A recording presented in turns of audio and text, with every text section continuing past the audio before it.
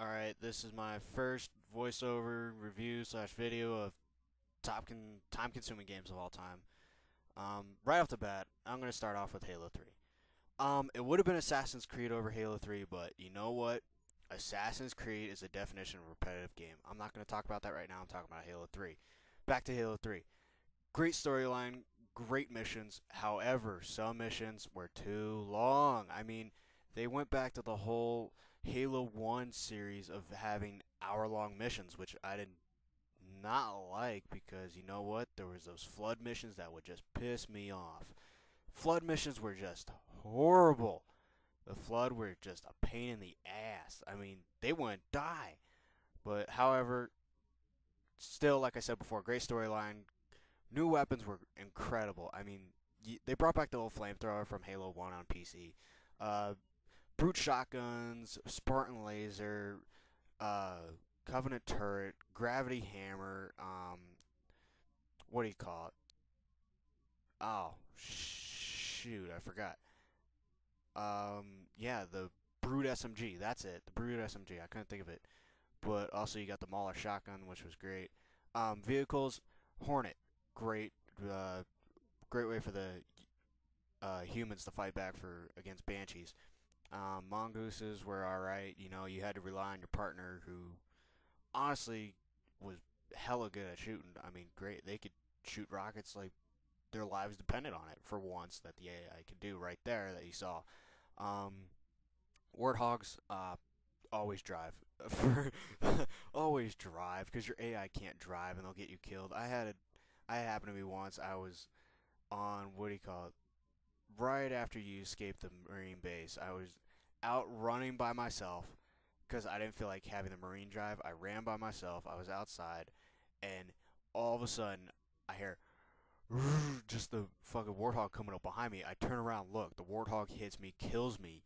But then, as I'm watching the camera for like the last 5 seconds, they kill all the fucking Covenant around them, which kind of didn't make sense, but it was kind of cool and funny at the same time. The Arbiter. I'll give a quick briefing on that one. The Arbiter, probably smarter than your Marines, but yet not as smart as the Covenant. The Covenant were just smart as fuck. I mean, you saw earlier in the clip when he went a la jihad on you, and then you had these little buggers from the second Halo that would just piss me off. Those flying fucks. Those things were dirty motherfuckers. Alright, that's Halo 3 done. I'm not going to give my score on Halo 3 because you know what? That's a whole separate video. Number 4. Um, Viva Pinata. Yeah, people are gonna go, oh, you're playing little kids games. No, dude, this is not a little kids game. This game is fun. I mean, I enjoy just playing it. Yeah, I mean, it was great story. It was great trying to build your own freaking garden. It was fun trying to watch like these little pinata things come into your garden because you made it like all appealing, and then you get like these shovel upgrades that were addicting as hell. I mean, I tried getting shovel upgrades, I don't know, for like 3 hours, and I went from like shovel 1 to like shovel 10 in just 3 hours, which it takes more than 3 hours just to go from shovel 1 to shovel 5. But yeah, it was addicting, man. I mean, this game was perfect. It was great game. I mean, overall storyline, not really that much of a storyline besides the fact that you got to build a garden from the ground up. But yeah, that's that's basically it. Number 3. People are gonna hate me for this one. Mass Effect. Great game, great storyline, great everything. This game was perfect in my opinion. However, storyline long, character leveling long. It was just some parts were long, some parts were short, but you know what? They did that perfectly to make the game great. They made long missions, short missions, like they confused them. They tie them together, which was perfect until a point. Um, Cutscenes, yeah, memorable, but also Mass Effect did this whole thing of profile reconstruction stuff where you can create Bishop to look how you want him to look. Let's say if you're female, you make him look female. Male, you make him look like you.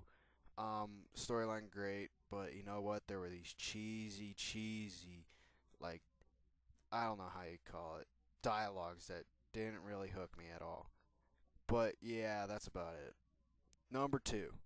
God, people are gonna hate me for putting this on number 2, but yet it was requested by assholes like you. GTA 4. I don't need to say much, but yet I'm still gonna say a lot.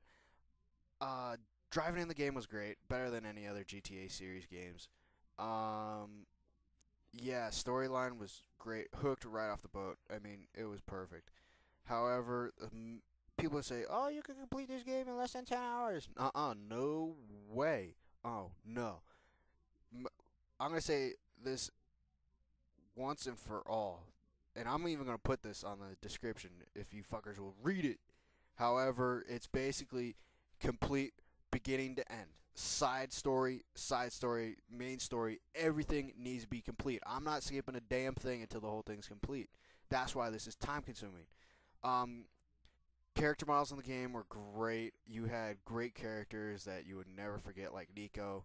And then you had cheesy characters that Rockstar has always done this way of doing in every GTA game. They always have these cheesy characters that you tend to get hooked on if you have that kind of crude sense of humor. And then you also have those characters that you would forget immediately. But Nico, he's unforgettable. He's one of those guys that shows you what it's like to be living in the streets of America today. But yeah, voiceovers, I'm going to rip on this one for a second. The voiceovers were cheesy. Cheesy Russian accents, cheesy American accents. I mean, it was just bad. However, I'm going to end it right there. I don't feel like going on and having a bigger headache. Alright, number one. Everyone can see this one coming, period. This one was just a big game. This, Oblivion. Definition of time consuming. Main quest line, 40 hours, if that. Just the main quest line. That's just one quest. I'm not going about the rest of the quest. The rest of the quests add to about, from those 40 hours, which is about, I don't know, less than 2 days, to about six months actually. Yeah, 6 months it took me and my friend. Yeah, but it took 6 months to complete it fully. I mean, yeah, you could. I got a different gamer tag, so it won't show on that, and I'm too lazy to play Oblivion again. However, you can check it out. It's fully completed. It's fully complete on my friends, which I helped him with. But yeah, this game was long. Character models, yeah, you're gonna see that in a minute. I don't feel like talking about that right now.